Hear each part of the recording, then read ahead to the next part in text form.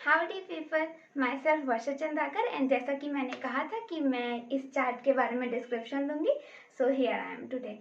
Okay, तो मैं ऐसे डायरी एंट्री नहीं किया करती थी क्योंकि मुझे वो उतना फ्रूटफुल नहीं लगता था। इस वजह से मैंने ये बनाया था। ये मेरा एक चेकबुक जैसा था जिससे मतलब मैं ये काम अगर मतलब कोई भी एक चैप्टर कंप्लीट होता था तो उस पर मैं टिक लगा देती थी और उससे मुझे एक अंदर से सेल्फ सेटिस्फेक्शन मिलता था। ओके, सो मैं स्टार्ट करती हूँ कि मैंने ये कैसे बनाया था। जैसे जब हमारा नीट का एक दिन पहला वाला दिन था ना, नीट के एग्जाम से एक दिन पहले 16 जुलाई को, उस दिन इतना ज़्यादा एंग्जाइटी हो रहा था। मतलब ऑब्वियसली हर किसी को होता है कि इतना बड़ा एग्जाम है और इतने सारे बच्चे मतलब बहुत कुछ होता है। तो उस दिन मतलब सिर्फ इस चार्ट को देख के मुझे अंदर से सेटिस्फेक्शन आया था कि सब कुछ तो किया है। मतलब जितना एक बच्चा कर सकता था उतना तो किया है, तो अगर मेरा नहीं होगा तो फिर किसका ही होगा। तो यहाँ पे स्टार्ट करते हैं। मतलब ये है फिर बायो का पोर्शन, ये केमिस्ट्री का, फिजिक्स का पोर्शन और ये केमिस्ट्री का पोर्शन है। ये मतलब ऐसे कोई भी काम में अगर कंप्लीट करती थी उसके बाद में आने के बाद में यहाँ पे एक ऐसे टिक मार्क लगाती थी जिससे मुझे काफ़ी सेटिस्फेक्शन मिलता था। बायो में मैंने तरुण सर को फॉलो किया था एंड रितु मैम को फॉलो किया था, thanks to both of them.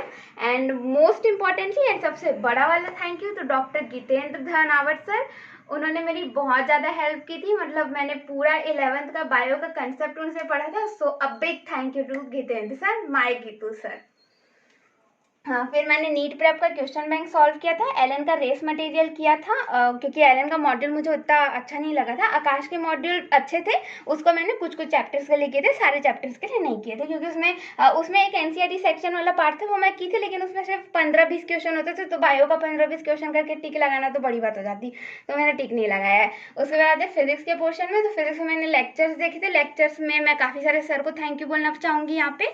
उसमें सबसे पहले है प्रशांत सर, दूसरे हैं अलग सर एंड तीसरा MR sir. Thanks to all these people. And हाँ, आशीष अरोड़ा सर को भी बहुत बड़ा वाला थैंक यू। उसके बाद मैंने मतलब ये पीडीएफ रिवाइज एंड फॉर्मूला, क्योंकि मैंने नीट फिजिक्स कोटा का मटेरियल लेके रखा था, तो उसका फिर पीडीएफ से रिवाइज करती थी और फॉर्मूला भी उसी में बनाने के बाद एक चैप्टर का अगर ये काम हुआ होता था ना तो मैं उसमें टिक लगा देती थी। फिर आशीष अरोड़ा सर का चेकलिस्ट कंप्लीट किया था और नीट फिजिक्स कोटा का शॉर्ट नोट्स बनाया था, जो उनका क्रैश कोर्स वाला वीडियो था ना वो देख के।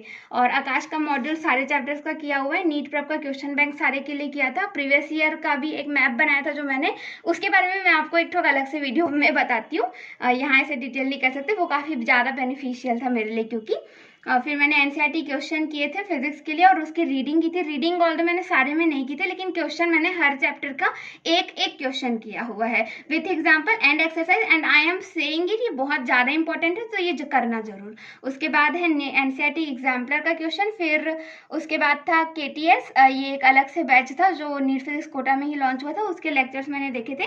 फिर ये धनंजय सर है, उनके लेक्चर्स भी मैंने देखे थे जो जेईई मेंस का प्रिपेयर करवाते थे। उसके बाद आता है केमिस्ट्री के पोर्शन में। केमिस्ट्री में आता है सबसे पहले lecture, then short notes and formula sheet. इसके लिए मैं जो सबसे बड़ा थैंक यू देना चाहूँगी वो है संजय सर को। सेकेंडली मैं थैंक यू देना चाहूँगी सुनील सर को। और हाँ, आकाश के सारे टीचर्स तो ठीक है, उनको भी बहुत बड़ा वाला थैंक यू। और सुनील सर और संजय सर को बहुत ज़्यादा थैंक यू, मतलब उनकी वजह से मेरा केमिस्ट्री का सारा कंसेप्ट क्लियर हुआ है। आकाश का मॉड्यूल किया था, प्रीवियस ईयर का वही मैप बनाया था जो मैं आपको बाद में दिखाऊंगी। यकीन के लेक्चर्स मैंने सारे में नहीं किए थे, ऑल तो जैसे आपको दिख रहा है यहाँ पे, तो कुछ कुछ चैप्टर्स के लिए किया था। एनसीईआरटी की रीडिंग हाँ मैंने सारे चैप्टर्स की थी, मतलब लिटरली हर एक चैप्टर का एनसीईआरटी रीड भी किया था और शॉर्ट नोट्स भी बनाए थे। और एग्जाम्पलर नहीं किया था इसलिए क्योंकि मेरे को लगा था मैं लास्ट में कर लूँगी, बट विद मतलब कुछ कारण की वजह से नहीं कर पाई थी। उस समय कुछ एक्सीडेंट वगैरह हो गया था मेरा। और नीट प्रेप का क्वेश्चन बैंक भी किया था सारे में, एनसीईआरटी का क्वेश्चन भी किया था, आर्यन राज सर का फ्लैश कार्ड भी किया था इसमें। एंड बी वाइस सर का मतलब बी वाइस क्लासेस का जो टेस्ट 1 था ना वो मैंने इसका सारे का दिया था। टेस्ट 1 पार्ट जो 2 था वो देना का था, लेकिन वो फिर मैंने नहीं दिया।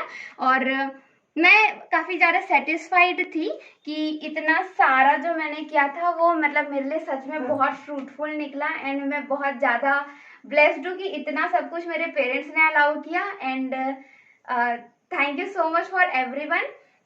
है ये कुछ ऐसी चीजें हैं जो हम ऐसे डिमोटिवेट हो जाते थे, तो रहता था ना कि हम वो पढ़ के लगता था कि हाँ ठीक है, जैसे ये वाला लाइन मेरे लिए बहुत इंपॉर्टेंट था कि work hard in silence and let your success make the noise.